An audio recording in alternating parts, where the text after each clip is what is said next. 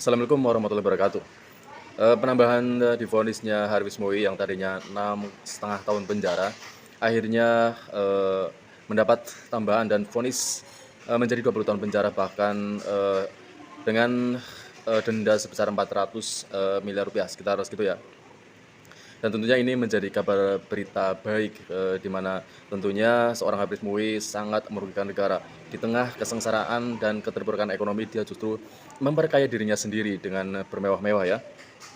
Dan tentunya itu membawa luka yang paling tidak bagi masyarakat seperti kita ya. Dan seperti apa videonya berita tentang Harvey Moei yang akhirnya mendapat hukuman selama 20 tahun penjara. Berikut videonya. Jangan lupa like, comment, and subscribe. Selamat siang saudara, Anda menyaksikan liputan 6 terkini langsung dari Pengadilan Tinggi DKI Jakarta bersama saya Auriga Gustida. Tadi Hakim Pengadilan Tinggi DKI Jakarta ini baru saja membacakan putusan banding untuk terdakwa Harvey Muiz dalam kasus korupsi Tata Niaga Tima. Tadi untuk sidang ini dimulai pada pukul 9 waktu Indonesia Barat, kemudian putusan dibacakan sekitar 15 menit yang lalu. Di mana untuk Hakim Pengadilan Tinggi Jakarta ini menerima seluruh banding. Untuk Hakim Pengadilan Tinggi DKI Jakarta ini menjatuhkan putusan 20 tahun penjara untuk terdakwa Harvey Muiz dengan denda 1 miliar rupiah. Apabila denda tersebut ini tidak dibayarkan, maka akan ada tambahan kurungan penjara 8 bulan. Kemudian ia juga diminta untuk mengganti uang kerugian negara mencapai 420 miliar rupiah. Apabila tidak dibayarkan, maka seluruh harta benda dari Harvey Muiz ini akan disita. Nah, ini artinya menggugurkan putusan hakim di tindak pidana korupsi yang sempat menjatuhkan vonis 6,5 tahun penjara untuk terdakwa Harvey Muiz yang merupakan suami dari artis Sandra Dewi. Artinya hukuman yang dijatuhkan pada Harvey Muiz pada hari ini di Pengadilan Tindak Pidana Jakarta ini lebih berat. Nah, ada pun sejumlah alasan kenapa akhirnya hakim ini menjatuhkan hukuman yang lebih berat untuk terdakwa Harvey Muiz, karena Harvey Muiz ini dianggap bersalah melakukan kerugian negara mencapai 300 triliun rupiah. Kemudian ia juga terbukti memperkaya diri sendiri dengan melakukan tindak pidana pencucian uang. Apalagi kasus korupsi yang dilakukan oleh Harvey Muiz dan sejumlah terdakwa lainnya ini dilakukan di saat ekonomi masyarakat ini tengah dalam keadaan sulit. Dan tak hanya itu, selain Harvey Moei, ternyata Helena Lim yang merupakan juga seorang pengusaha dari Timah juga mendapat sanksi, di mana memang putusan sidang belum diputuskan berapa denda dan seberapa tahun dia akan dipenjara. Nah, tetapi paling tidak kita berharap pengacara dan maksud saya hakim mempunyai sikap tegas atas tindakan mereka dengan merugikan negara yang sangat luar biasa. Nah, selain itu tadi hakim menyebut bahwa memang tidak ada satupun faktor yang meringankan atau yang memberikan keringanan untuk Harvey Muiz dan juga terdakwa lainnya. Nah, sementara itu untuk saat ini akan dilanjutkan dengan terdakwa Helena yang juga menjadi salah satu terdakwa dalam kasus korupsi di Tata Niaga Tima ini. Nah, ini saat ini untuk proses persidangan dari Helena ini sedang berlangsung. Diputuskannya hukuman selama 20 tahun penjara kepada Harvey Moei memang mendapat sebuah keberatan dari pihak tertentu yang memang pada Peraturan Nomor 1 Tahun 2020 pada pasal 2 dan 3 menyebutkan bahwa seorang yang merugikan negara sebesar hampir atau bahkan 100 miliar rupiah bisa dijatuhi hukuman seumur hidup.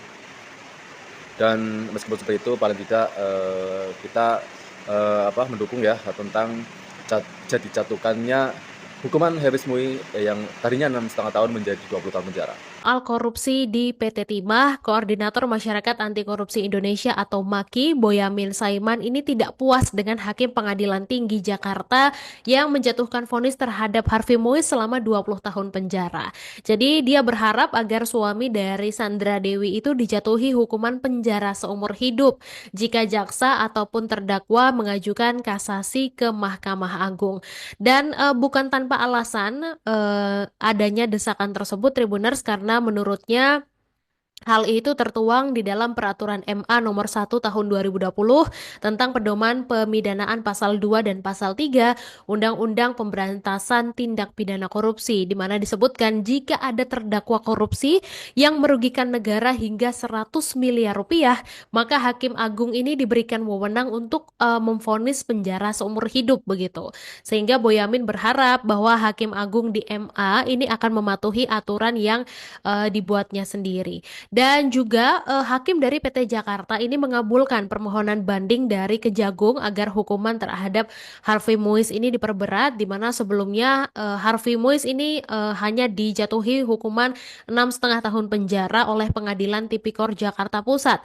Dan saat ini Ketua Majelis Hakim Teguh Haryanto justru mengumumkan vonis yang lebih berat untuk Harvey, yaitu selama 20 tahun penjara.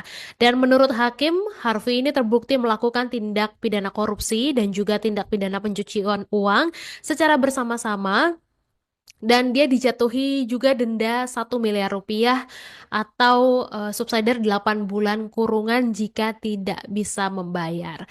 Dan Tribuners, Harvey juga diminta uang pengganti yang diperberat menjadi 420 miliar rupiah begitu. Di mana hakim membeberkan alasan mengapa hukuman Harvey Mois ini diperberat, karena hakim menganggap kalau Harvey Mois ini adalah aktor penting di dalam kasus ini dan juga dia memiliki peran sebagai penghubung dengan penambang-penambang ilegal begitu. Dan tidak hanya itu, Harvey juga dinilai menikmati sendiri uang 420 miliar rupiah tersebut, sehingga uang tersebut katanya tidak turut dinikmati juga oleh Helena Lim, dan Harvey ini harus mengganti uang itu secara pribadi. Video dari saya tentang dijatuhkannya hukuman 20 tahun penjara kepada Harvey Mois yang tadinya 6 tahun penjara.